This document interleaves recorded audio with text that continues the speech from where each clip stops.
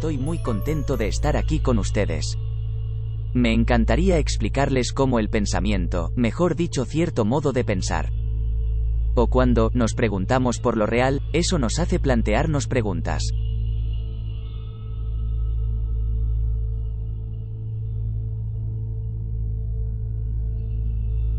Esto nos permite ir más allá de los límites del mundo observable tal como se nos da.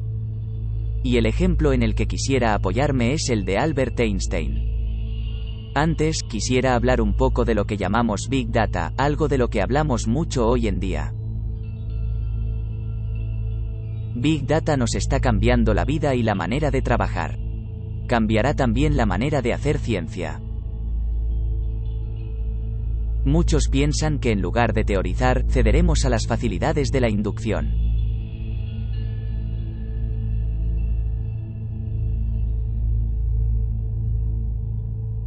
Es decir, vamos a observar regularidades de comportamiento, por ejemplo, el tráfico automovilístico o los consumidores.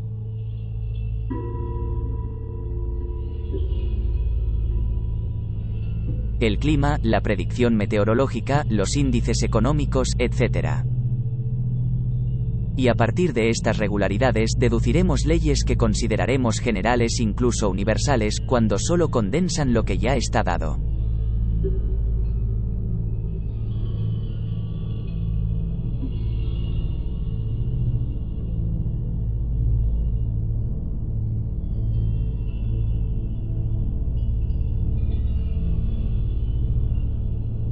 Así, en lugar de teorizar, ya no podremos predecir.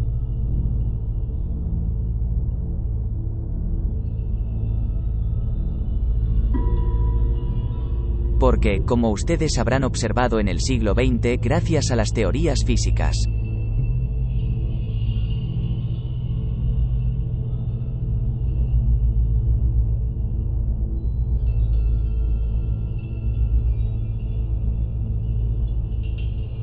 por ejemplo, hemos sido capaces de predecir la existencia de nuevos tipos de elementos de la realidad.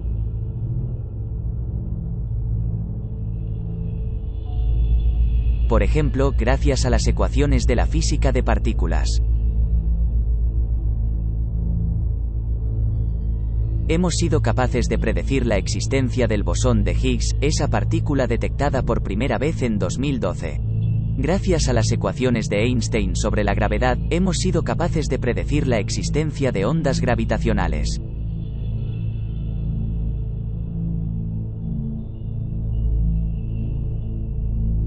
Que se han detectado este año, es decir, un siglo después de que fueran anunciadas en 1916 por Einstein.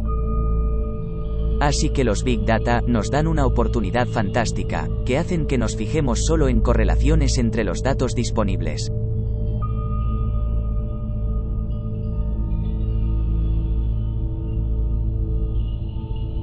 Una correlación no es lo mismo que una relación causa-efecto. Por ejemplo, si vemos ranas después de llover, no quiere decir que lluevan ranas. En 1915, Einstein publica un artículo, incluso varios, en los que desarrolla una nueva teoría de la gravitación universal. Una teoría completamente revolucionaria con ecuaciones asociadas a esta teoría. Y un siglo después, esta teoría es la que seguimos utilizando para hacer cosmología científica.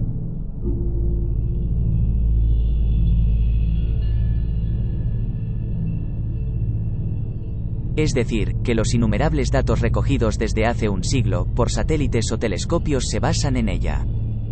Nunca cuestionamos las ecuaciones de Einstein. ¿Qué sabíamos del universo en 1915? Nada.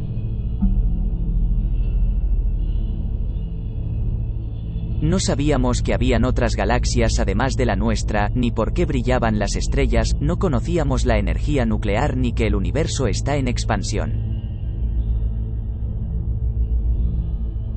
Ni conocíamos los objetos celestes, apenas conocíamos las estrellas, los planetas y los cometas.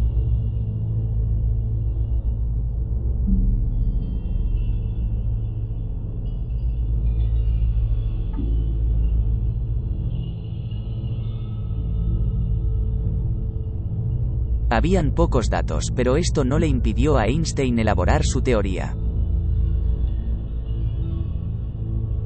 Teoría que continúa siendo válida hoy en día y a pesar de todos los datos que hemos acumulado.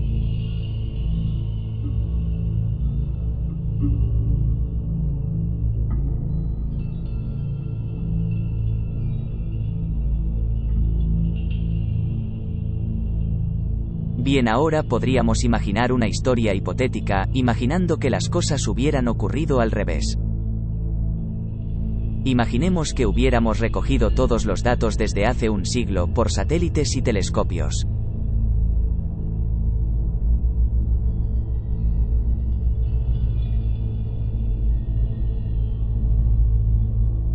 ¿A partir de estos datos podríamos recuperar las ecuaciones de Einstein? La respuesta es no.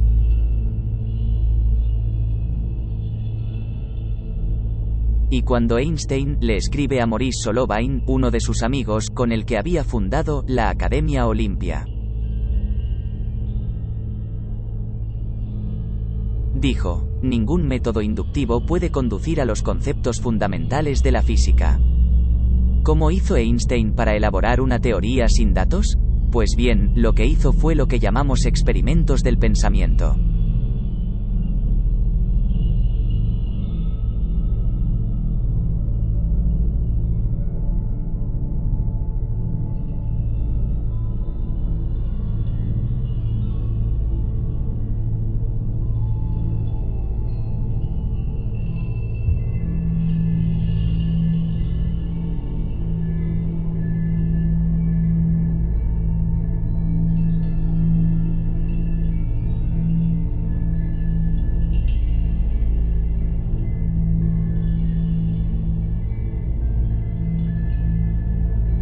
Estos son experimentos que podemos imaginar que nos invitan a alejarnos de la realidad que podemos observar con los sentidos, a transponerse en cualquier parte para ver cómo una teoría que suponemos verdadera implicaría ciertos fenómenos en una situación que podemos imaginar.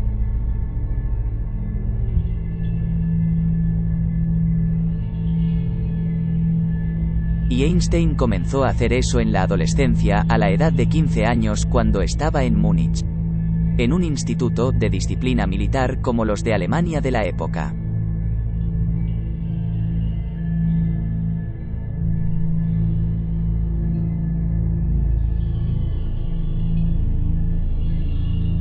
Pero desistió de ello, y con 15 años volvió a Italia con sus padres. Y allí estuvo escolarizado durante varios meses. Escribió una carta a un tío, en la que explicaba los temas que le van a interesar a lo largo de toda su vida.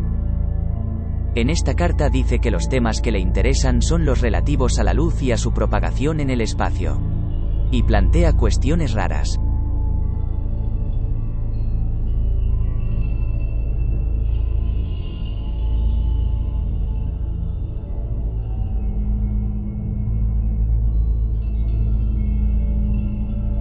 ¿Qué pasaría si la luz emitiera luz? La luz se mide a la velocidad de la luz, y si pudiéramos añadirle velocidad como lo hacemos normalmente con las demás cosas.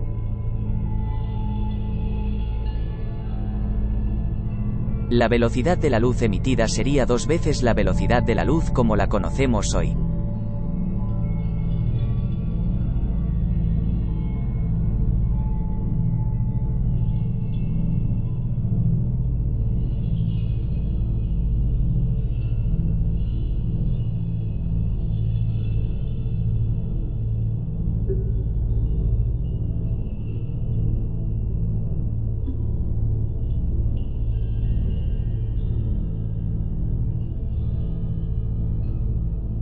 Pero si la luz emitida emitiera a su vez luz, significaría que lo haría 3 veces. Y así se fabricaría una escalera cinemática hacia el infinito.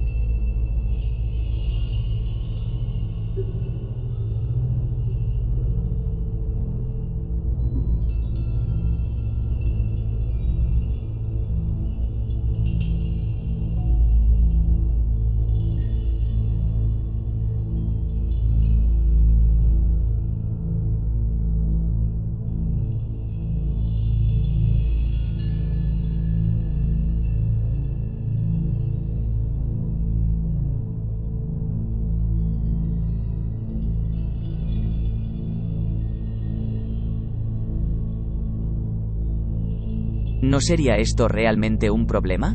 Un año después, Einstein fue de nuevo escolarizado en Suiza.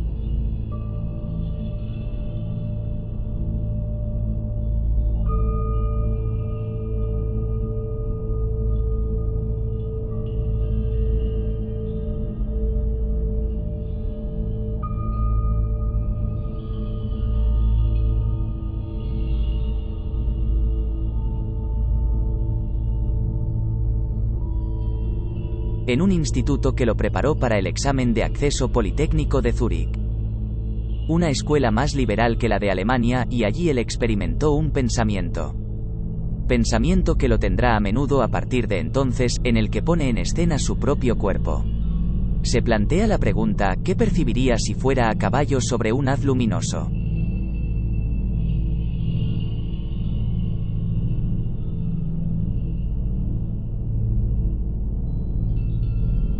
En aquel momento sabíamos que la luz estaba hecha de ondas electromagnéticas.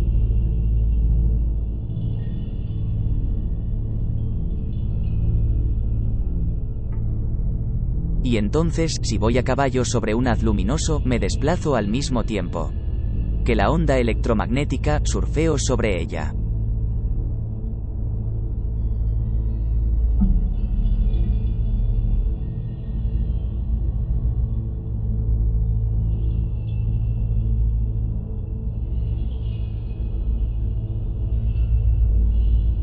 Así que, esta onda, con respecto a mí, permanece inmóvil.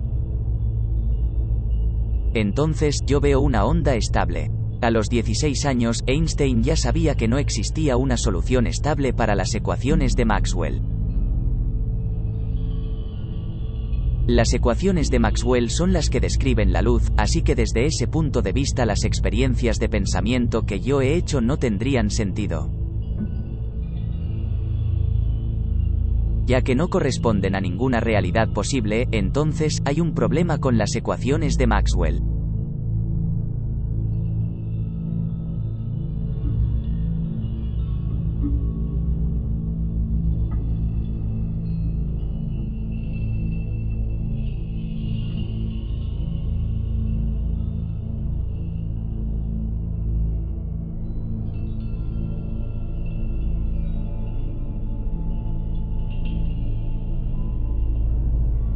Y ese problema lo resolverá 10 años más tarde, estando en Berna. En 1905, el año milagroso, realizó 5 artículos, uno de los cuales trataba sobre la relatividad restringida.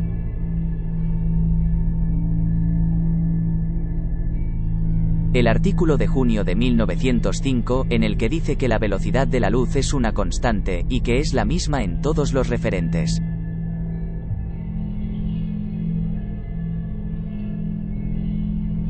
Es pues independiente de la velocidad de la fuente emisora y de la velocidad del observador que la mide.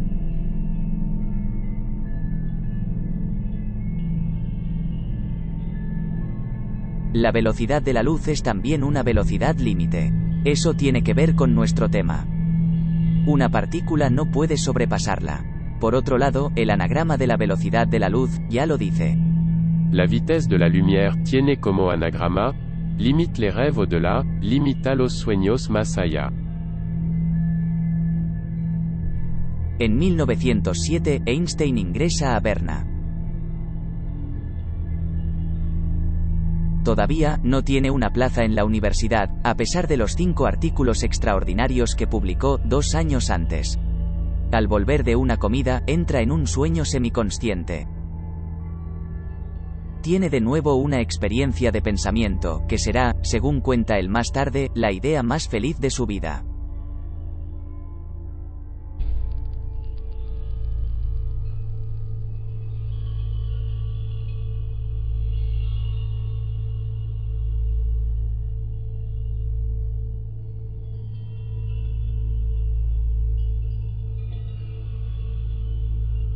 ¿De qué se trata? Solo hay que leerla. He comprendido que una persona, en caída libre, no siente su propio peso.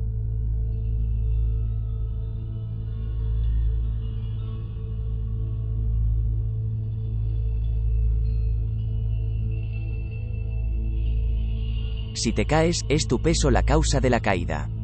Al mismo tiempo, este peso provoca tu caída. Y, mientras que caes, todos los objetos que tienes caen contigo.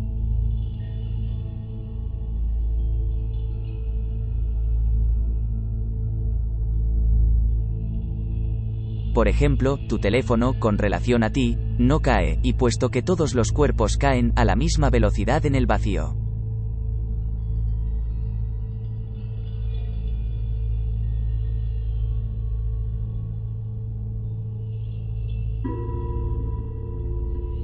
Eso es lo que demostró Galileo.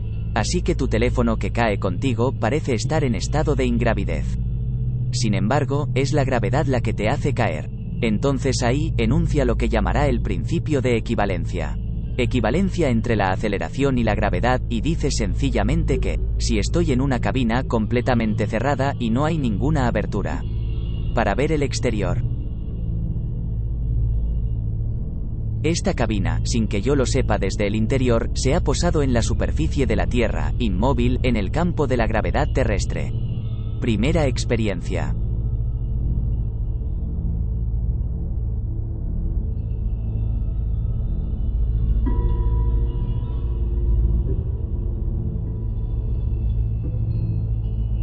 Segunda experiencia. La misma cabina está lejos de cualquier objeto sólido y está fuera de todo campo de gravedad. Simplemente, está acelerada como por un superhéroe con una aceleración igual a la aceleración de la gravedad. Por lo tanto, acelera en el vacío, fuera de cualquier campo de gravedad. Esta es la segunda experiencia. Lo que dice Einstein es que, si estoy en la cabina, no hay ninguna experiencia que pueda tener.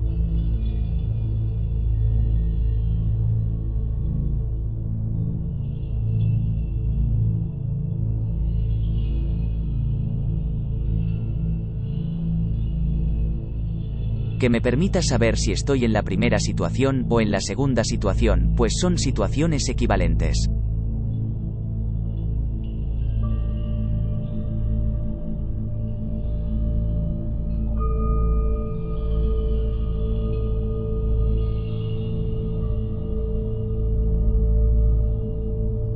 Un año después o 2 años más tarde. Más bien, va a Praga, su primer puesto universitario, y sigue reflexionando sobre todo esto. Un agujero perfora la pared, miro la hora, entra luz. No tiene una velocidad infinita, se toma un tiempo para atravesar la cabina. Durante ese tiempo, la cabina se desplaza por el espacio. Y entonces el punto de impacto de la luz sobre la pared opuesta, que no está exactamente frente al punto de entrada, está un poco más abajo. Así que yo, que estoy en la cabina, veo que la luz se curva en el ascensor. Es simplemente un efecto de aceleración. Eso todo el mundo lo puede comprender. Ahí es donde interviene el genio de Einstein, aunque todavía no hay ecuación, es el principio de equivalencia. Lo que yo veo en la cabina acelerada del ascensor es lo mismo que vería si estuviera en la cabina inmóvil en el suelo. Así que si la cabina estuviera inmóvil, la luz se habría desviado no por la aceleración, sino por la gravedad.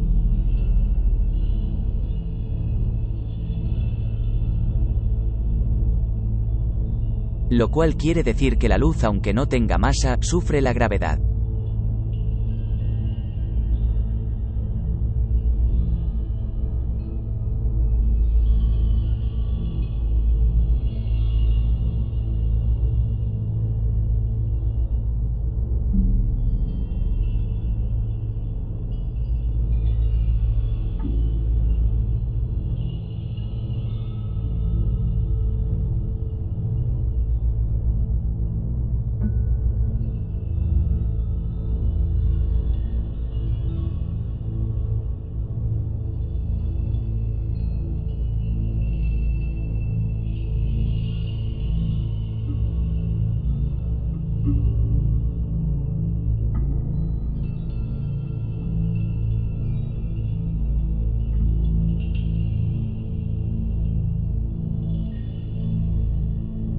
Einstein comprendió eso, sin tener necesidad de cambiar la geometría del espacio-tiempo, de utilizar un espacio-tiempo curvado, para darse cuenta de este efecto.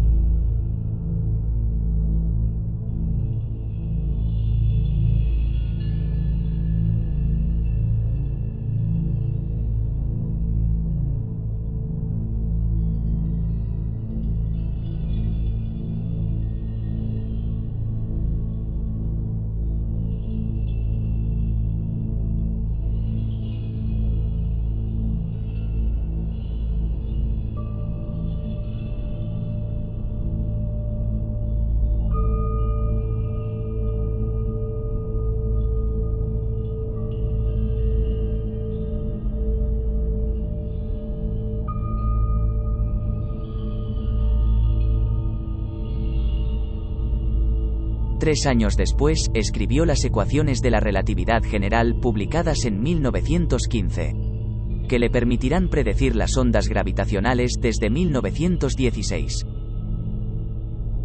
Los datos no permiten siempre hacer emerger una teoría que permita comprenderlos. Existe una moraleja en esta historia y es que una teoría bien hecha permite extraer nuevos datos, pero la reciprocidad no es real. ¿Pero qué es lo real? Quizá deberíamos creer antes de ver, y no ver nuestra realidad aparente antes de creer. Muchas gracias queridos amigos. Si les gustó este video, den un like. Suscríbanse a nuestro canal. Gracias.